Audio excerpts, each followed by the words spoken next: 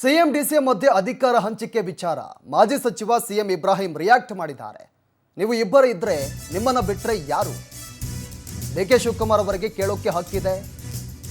Siddaramaiah ಒಪ್ಪಿಕೊಂಡ್ರೆ DK 1 ವರ್ಷ ನಡೆಸಬಹುದು ಅಂತ ರಿಯಾಕ್ಟ್ ಮಾಡಿದ್ದಾರೆ. ಅಧಿಕಾರ ಹಂಚಿಕೆ ವಿಚಾರಕ್ಕೆ ಸಂಬಂಧಪಟ್ಟಂತೆ ಪ್ರತಿಕ್ರಿಯೆ ಕೊಟ್ಟಿರೋದು. ನೀವು ಇಬ್ಬರೇ ಇರೋದು, ಇಬ್ಬರಲ್ಲಿ ಯಾರಾದರೂ ಒಬ್ಬರು ಆಗಲೇಬೇಕು. ಡಿಕೆ ಶಿವಕುಮಾರ್ ಅವರಿಗೆ ಸಿಎಂ ಆಗೋಕೆ ಕೇಳೋದಕ್ಕೆ ಹಕ್ಕಿದೆ. ಸಿದ್ದರಾಮಯ್ಯ ಒಪ್ಪಿಕೊಂಡ್ರೆ ಡಿಕೆ 1 ವರ್ಷ ಸರ್ಕಾರವನ್ನು ನಡೆಸಬಹುದು. ಸಿದ್ದರಾಮಯ್ಯ ಒಪ್ಪದಿದ್ರೆ ಇದು ಸಾಧ್ಯವೇ ಇಲ್ಲ. ಅವರು ಹೇಳಿದ್ದ ಅಗ್ರಿಮೆಂಟ್ ಮುಗಿಯೋಕೆ ಬಂದಿದೆ. ಅವರೇನು ಅಗ್ರಿಮೆಂಟ್ ಮಾಡ್ಕೊಂಡಿದ್ರಲ್ಲ ಅದು ಮುಗಿಯೋಕೆ ಬಂದಿದೆ.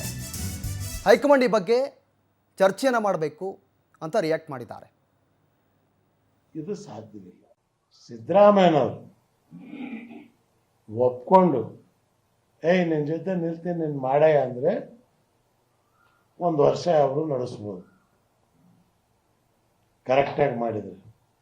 ಸಿದ್ದರಾಮಯ್ಯನವ್ರ ಒಪ್ಪಿಗೆ ಇಲ್ಲದೆ, ಸಿದ್ದರಾಮಯ್ಯನವ್ರ ಸಹಕಾರ ಇಲ್ಲದೆ ಇದು ಸಾಧ್ಯವಿಲ್ಲ.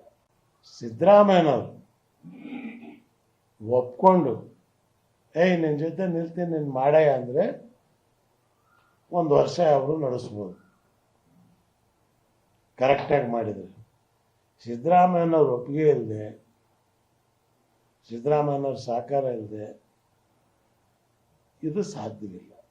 ಸಿದ್ದರಾಮಯ್ಯನವರು ಒಪ್ಕೊಂಡು ನಿನ್ನ ಜೊತೆ